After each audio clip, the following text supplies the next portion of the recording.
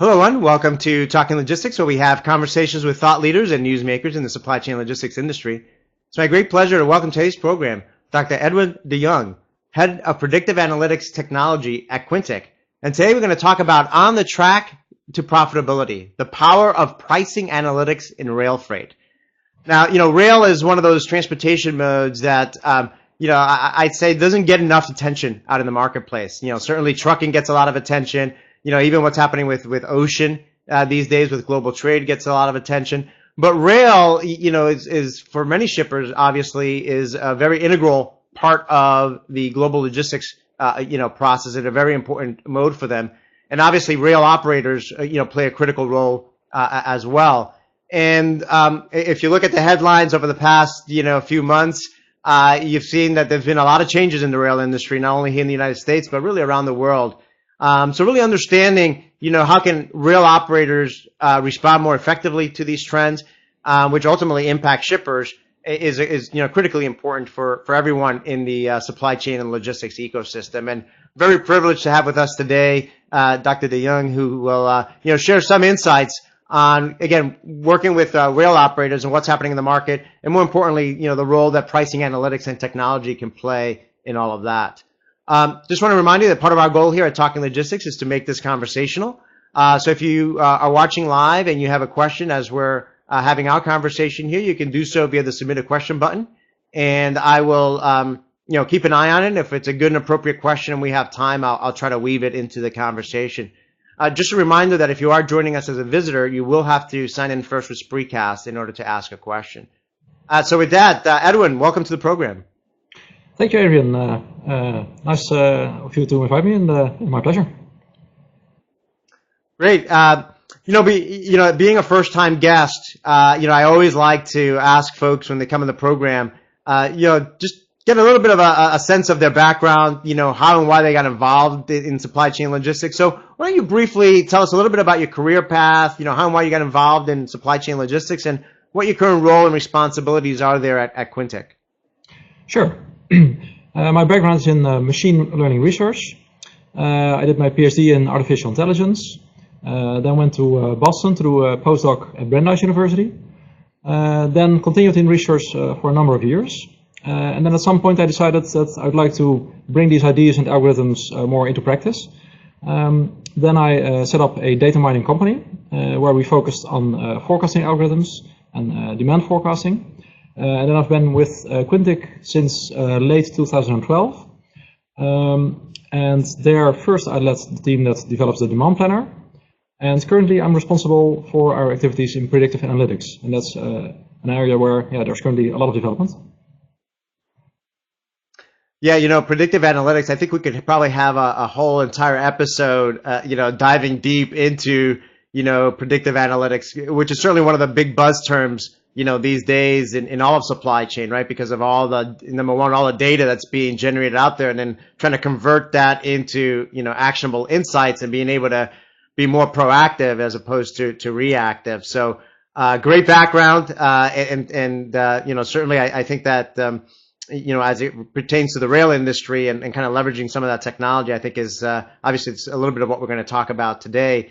But before we kind of dive into the technology piece, let's talk a little bit about, the state of the rail industry. I mean, it looks like I said in my opening comments, that both here in the U.S. as well as in Europe, the market is very different today than it was even just a couple of years ago. What have been some of the big changes, and what new challenges are rail freight operators facing today? Yes. So fuel prices are very low, and that has reduced the prices in truck transport. That diverted some of the volume from truck transport, from rail to truck transport. And also in the US, the transport of coal and oil has dropped a lot. That also decreased the volume of transport a lot. So together these factors really reduce the volume that needs to be transported by rail, so the demand. And that is making it more difficult for rail operators, for rail freight companies to make a profit. And some companies address that by investing less and reducing costs. And that can work up to a point, but there is a limit to which it makes sense to keep reducing costs. You cannot keep doing that indefinitely. Right. I mean, I think you see that a lot. I mean, I think the regardless of the industry, when you kind of have a downturn in the market, the initial reaction is really to, cut costs, right? And certainly the rail industry is a very asset intensive business. And it wasn't that long ago that, because of capacity constraints in the trucking market and the price of oil and all that, I remember the conversation around a lot of shippers was, they're converting, or shifting a lot of their volume from trucking to intermodal and rail. And certainly, as you noted, I mean, kind of the market has swung in a different direction now. And now a lot of the assets that the rail operators have, the networks that they have to operate in a much different environment that they had in just a few years ago. And again, I think it's true that, cutting costs can only, get you so far. So then the question becomes, then what else can you do, right? And I think that's really the focus of a guest commentary that you wrote recently that we published on Talking Logistics, where you argue that pricing is the most powerful lever, profit lever available to rail operators today. But it requires a change in pricing strategy and approach. So first, let's talk about, how pricing is traditionally done in the rail industry, and what are some of the limitations and drawbacks there? Yeah, so indeed, I think pricing is a nice other instrument you can look at to make sure that you can still make profits. So reducing costs is one, but if you look at the other side, then you can increase revenues. Traditionally, companies have typically taken the cost as a starting point, and then adding a margin to that, so a cost-plus method. That is a bit rigid. That is a fixed form of pricing. So it does not adapt the prices to the situation at hand. And that has its limitations, because it means that the price that results in is not always the right price for that point in time, for that particular situation at a particular company. With new technology, there are different options to do pricing in a different way. Now, so let's talk now about, maybe defining what pricing analytics is, because I think that might be a term that, maybe some people are not very familiar with, or they may have a different interpretation of what that might mean.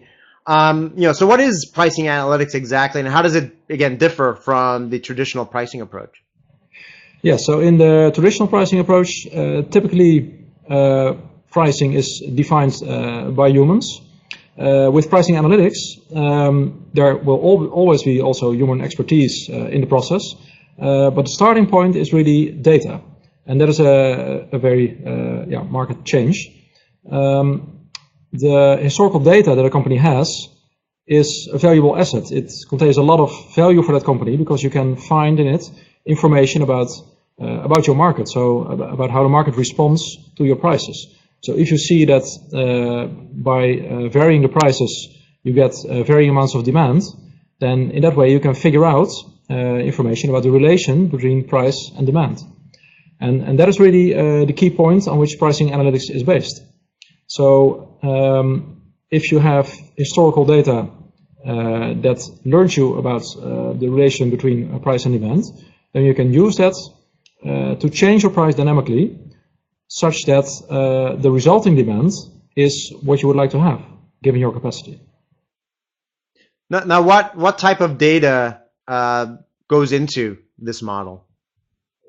Basically, it's the prices that you use, that you offer, and the result of that. What is the resulting demand of that price? What you can do with that, in a first basic approach, you can do a market segmentation. So you can see for different types of goods, or different trajectories, or different customers, any variable that influences your pricing, you can determine what is the effect of that variable on your pricing. And in that way you can do a market segmentation. And in the simplest form, that is an analysis that teaches you about your own historical pricing behavior. So as a simple example, you could look at the average price that you charge for a given customer. So the price per customer. There can be differences in that. Then also, any other variables that affect the pricing, you can do exactly the same. In that way, you can build up a market segmentation, which could also be done by humans, but when you do it data-driven and with technology, then you get an objective result that is purely based on the data. And that really can already provide valuable insights into your own historical pricing behavior. That is the most basic form of pricing analytics, I would say. Then, when you want to make that a bit more advanced, you can start to model the relation between price and demand.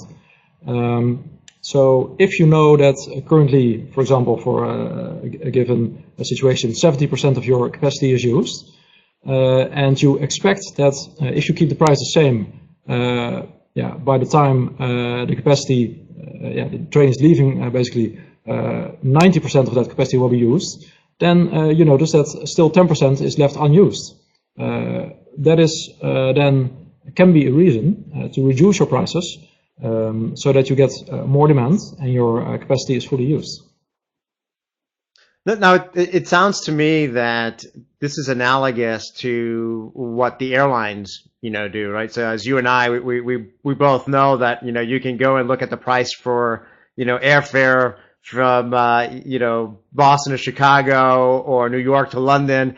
And on any given day, the price will be completely different. And even different hours of the day, it could be different because, the airlines have, again, analogous to what you've said, they kind of have a lot of data knowing that when business people tend to book flights, when, they're looking at how many seats are still available, and they're kind of driving this demand elasticity, if you will, by, using price as kind of that lever to try to use this capacity, like you said, that, if the train leaves, it's going to leave with that capacity whether it's full or not, right? So better to have some revenue attached to it than no revenue attached to it at the end of the day. I mean, is that a fair kind of analogy to kind of try to do what the airlines are doing and apply that in some ways to the rail industry? I think it's a fair analogy. The basic principle is indeed the same. So you are varying your prices to actively influence your demand. That is indeed something that airlines have already been doing for a longer time. In the rail industry, the pricing models are typically quite complex. And this will also be different when you're working with contracts. But the same principles still apply. There is always a customer that is interested in your services, and they have a certain price that they're willing to pay. And by doing analytics and using your own historical data, you can learn about that relation between price and demand and use it to your advantage. And I think that is a very promising area that now rail companies are also starting to be interested in our experience. Great. So let's go back to, price, being the most powerful, profit lever for rail operators. I mean, how does pricing analytics, drive increased profitability? What are some of the KPIs or some of the areas that it helps to do that? So the basic principle is that you want your available capacity to be used in an optimal way. If you are seeing that your expected use of capacity, expected utilization is too low, then you will want to reduce the prices. But you have to know by how much. And for that, you use the relation between price and demand that is found by this technology based on your historical data. In the same way, if you see that you have more demand, then you can serve higher than the capacity. Then you can increase your prices and thereby reduce the demand.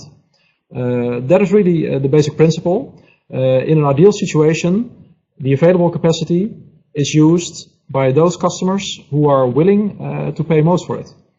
And that may sound like it's not at the benefit of the customer, but I think that's not true. Because if a customer is willing to pay a higher price, that really means that for that customer, it is more valuable, it is more necessary or important to use that form of transport. And it could, for example, have been that another customer who already booked for that same train didn't really need to be on that train and could as well have taken the train the next day. Overall, the global efficiency is improved if that customer would then be moved to the next day, maybe at a lower price, and the customer who's willing to pay more gets a slot on the train that he really needs. Yeah, no, good point. Now, let's talk a little bit about kind of how enabling all this. Obviously, technology plays a key role here in enabling pricing analytics. I mean, what capabilities, are the most important or should, are the most required, to enable this? Yes. So what is important is that this is connected to your planning technology, especially demand planning. Since there is a strong relation between price and demand, there's also a strong interaction between pricing analytics and demand forecasting. In basic demand forecasting, price is not taken into account. You are just forming a demand forecast. In more advanced forecasting, you have to take the effect of price into account. So then you are not predicting a single demand figure. You are really predicting the relation between the price and demand for a certain combination of origin destination, for example. So that is one aspect. You need to integrate with a planning system, particularly demand planning. On top of that, visibility is important. So it's important to have an exact picture of where your capacity is available. So what is your current capacity in the different areas, different locations. And finally, if you want to do the holy grail of price optimization, there you would actually take into account your capacity over the whole world, and also the demand in all the different regions and the relation between price and demand, so price sensitivity. And by taking those three factors into account, you can come up with a global optimal picture of utilizing your capacity. And for that, you really need advanced optimization. So what is important there to realize that is that you also have very good technology for optimization available. That exists nowadays, but it is not widespread, so you have to be careful in finding the right optimization technology. Right. So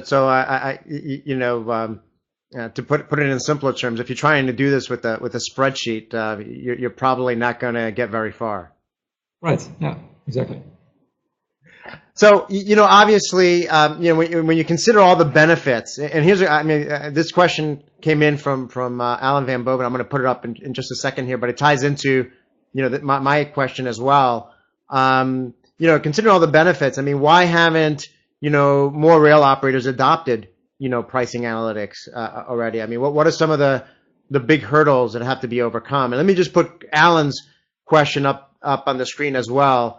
Because I think it probably relates to this in some ways. And his question is, well, how elastic is pricing in cargo rail? Is there a good research on this?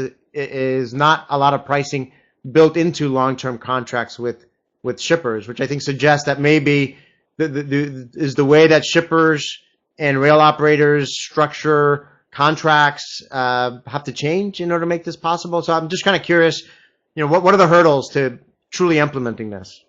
Yes, so I think this can inform contract negotiations.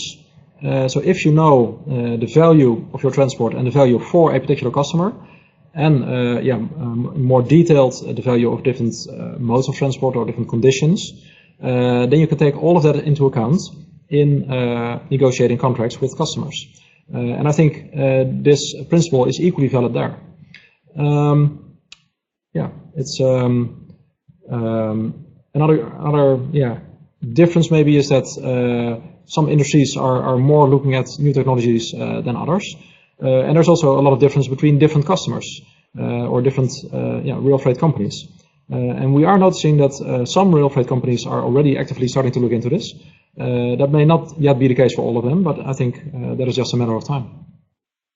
Right. So to paraphrase and correct me if I'm wrong. So it sounds like this is this is kind of an emerging approach that rail operators are looking at, and then ultimately, applying pricing analytics is going to require some a change in approach in terms of the way shippers and rail operators negotiate contracts and how they work on an ongoing basis, perhaps when shippers have increases in demand, let's say, for rail that they may not be covered under an existing contract. Exactly, yeah. We are seeing the same thing in container shipping. That is, of course, a different industry, but it's also an industry where, that has been traditional, but where now new technologies such as this one are also really taking off.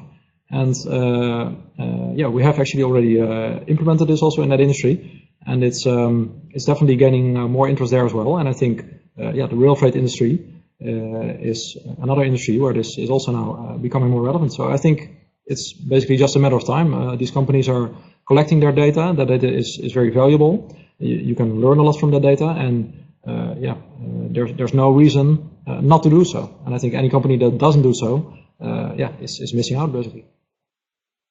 Great, Alan. Thank you for the great question. I mean, my takeaway from both the question and your response is that obviously in light of the changing operating environment out there, it behooves, whether it's rail operators, whether it's shippers, whoever, you really have to continuously look for better and smarter approaches to managing your respective businesses and in how you work together. And I think this is kind of a stepping stone, toward that. From a shipper's perspective, if there's any shippers that are watching this, program, I mean, how does pricing analytics, affect them? I mean, does it benefit them as well, or is this a way for them? Are they going to view this as this means we're ultimately going to pay more for, our freight? So that is a good question. And at first, personally, I thought that, if you look at it superficially, it might seem that if rail freight companies are making more revenue, then this has to be at the cost of others making less revenue.